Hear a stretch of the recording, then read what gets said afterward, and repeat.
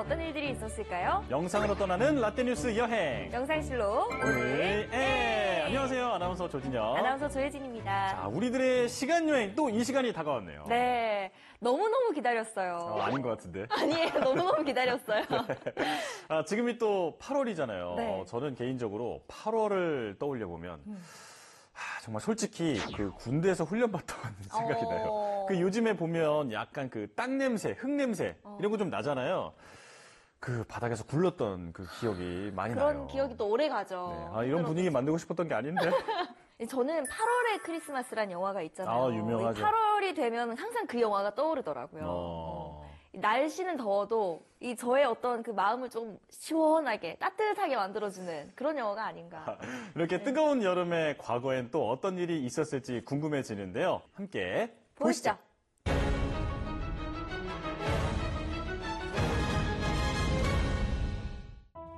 1973년 8월 8일 일본 도쿄의 한 호텔에서 당시 야당의 지도자였던 김대중 씨가 괴한들에게 납치됐습니다. 1971년 대통령 선거에서 신민당 대통령 후보로 박정희에 맞서 선전했던 김대중은 1972년 신병 치료를 위해 일본에 체류했는데요. 그러나 유신 체제가 선포되자 국내로 들어오는 것을 포기하고 해외에서 반유신 활동을 전개하고 있었습니다. 정보부 요원들은 그를 납치시킨 뒤 오사카로 끌고 가 전신을 테이프로 감싸고 손발을 묶어 강제로 배에 태웠는데요. 그리고 팔과 다리에 각각 50kg 정도의 물체를 매단 뒤 입에는 재갈을 물렸습니다. 생명까지 위험한 순간이었지만 미국이 구명에 나선 것으로 알려졌고 결국 그는 부산을 거쳐 겨우 집으로 돌아올 수 있었습니다. 그런데 이게 납치 장소가 일본이었잖아요. 네. 그러다 보니까 일본에서도 외교 문제로 비화될 수 있어서 아주 민감하게 반응했을 것 같은데요. 맞아요. 일본에서 이 사건 관련 특별조사위원회도 꾸렸었잖아요. 그런데 납치의 배후는 누구였을까요? 납치의 배후로 박정희 정권이 지목됐지만 완강한 부인으로 오랫동안 묻혔던 진실은 사건 발생 25년 후에 드러나는데요. 2007년 국정원 진실위원회는 이 사건이 당시 박정희 대통령의 사전 지시나 최소한 묵시적 승인 아래 이루어졌다고 결론 내렸습니다. 그럼 이번에는 1963년으로 떠나보겠습니다. 1963년 8월 8일 새벽, 영국에서 세계의 열차 강도 사건이 일어났습니다.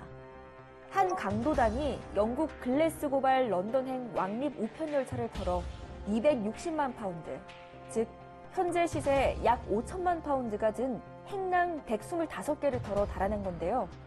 대열차 강도라 불리는 이 희대의 사건은 기관사 한 명이 쇠파이프에 맞아 후유증으로 숨지긴 했지만 범인들이 제대로 된 무기조차 소지하지 않은 점, 체포한 일당들로부터 현금을 거의 회수하지 못한 점, 주범 다수에게 30년형의 이례적인 중형을 선고한 점 등 인상적인 후유증이 나왔습니다.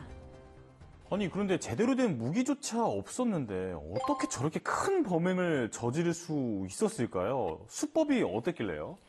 이게요, 선로 신호기를 조작해서 열차를 일단 멈춰 세웠어요. 네. 그 뒤에 미리 파악해둔 열차 칸에 현금만 탁 털어가지고 대기시켜 놓은 차량으로 도주를 해서 뿔뿔이 흩어지는 그 수법을 사용을 했습니다.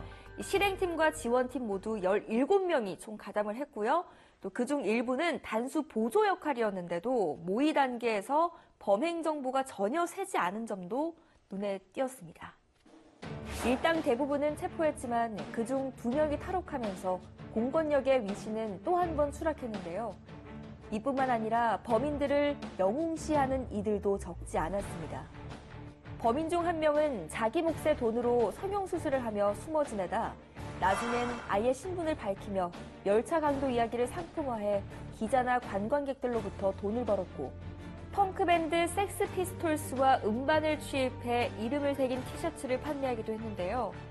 대열차 강도 사건은 후에도 끊임없이 화제를 낳았지만 범인들 중 4명은 끝끝내 체포되지 않은 채 사건은 마무리됐습니다. 이야, 이 한탕 챙긴 후에 이 행보가 더 충격적인데요? 네. 그 무용담을 떠벌린 범인 있잖아요. 그 범인은 자진 귀국해서 수감됐다가 석방된 지 몇 해 지나지 않아 세상을 떠났다고 하네요. 삶이 아주 영화 같네요. 네. 그럼 이번에는 2019년으로 가볼까요? 우리나라는 세계에서 4번째로 섬이 많은 나라인데요. 이 중요한 자원인 섬의 가치를 널리 알리기 위해 2018년 섬의 날을 매년 8월 8일로 국가기념일에 지정했습니다. 아, 우리나라가 이렇게 섬이 많은 나라였던 건 전 지금 처음 알았거든요. 세계 4번째면 엄청나게 그러니까요. 많은 거죠. 네. 섬의 날이라는 기념일이 있는지도 사실 몰랐는데 8월이면 관광객도 딱 많은 시기잖아요. 그쵸. 비교적 최근에 만들어진 기념일이라서 모르시는 분들이 아마 우리 진혁 씨 말고도 많으실 거예요. 도서개발촉진법에 의거해서 정부에서 정한 날입니다. 섬 모양과 비슷하면서도 옆으로 누이면 무한대를 상징하는 기호가 되는 숫자를 따서 8월 8일로 정한 건데요. 2019년에 열린 제1회 섬의 날 행사는 우리나라 전체 섬 가운데 2,000개 이상이 몰려있는 전남에서 첫 행사가 열렸습니다. 그동안 섬 오면은 소외됐고 낙도라는 이미지가 굉장히 강했습니다만은 앞으로는 우리가 그 섬의 접근성이라든가 섬의 전통, 섬의 문화를 보존해서 모두가 살고 싶고 찾고 싶고 가고 싶은 섬을 가꾸어서. 진혁 씨는 섬 여행 가보신 적 있으세요? 그럼요. 그 여수에 오동도라고 있어요. 오. 그 동백꽃이 쫙 펴 있는 그 섬이 있거든요. 다 동백나무예요. 그래서 이 빨간 동백꽃이 쫙 펴 있는 정말 아름다운 섬이죠. 당시 행사 시작을 알린 것은 오랜 세월 전해져 내려온 섬 지역만의 풍물놀이였는데요. 전시관과 자치단체 부스에서는 미래 성장 동력으로서의 섬 가치를 알렸습니다.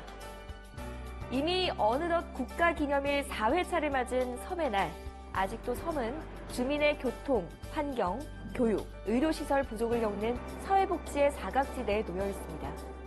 국가의 영토로서 섬의 중요성이 부각되고 있는 지금 무한한 가치를 가지고 있는 보물, 우리의 섬에 대한 많은 사람들의 관심과 홍보가 필요한 순간입니다.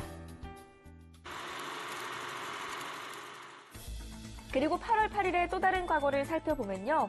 1974년에는 워터게이트로 불명예 퇴진한 당시 닉슨 미국 대통령의 사인 발표가 있었습니다. 이 사건 우리가 여러 번 다뤘었잖아요. 네. 예, 미국 역사상 최초로 임기를 못 채우고 하야한 대통령이잖아요. 맞습니다. 사인 발표 이후 대통령의 권한은 그때 당시 부통령이었던 제럴드 포드에게 넘어갔는데요. 대통령직을 이어받은 포드는 곧 닉슨이 재임 기간 중 저지른 죄를 모두 사면한다고 발표해서 1년 3개월간 끌어왔던 워터게이트 사건이 막을 내리게 됩니다.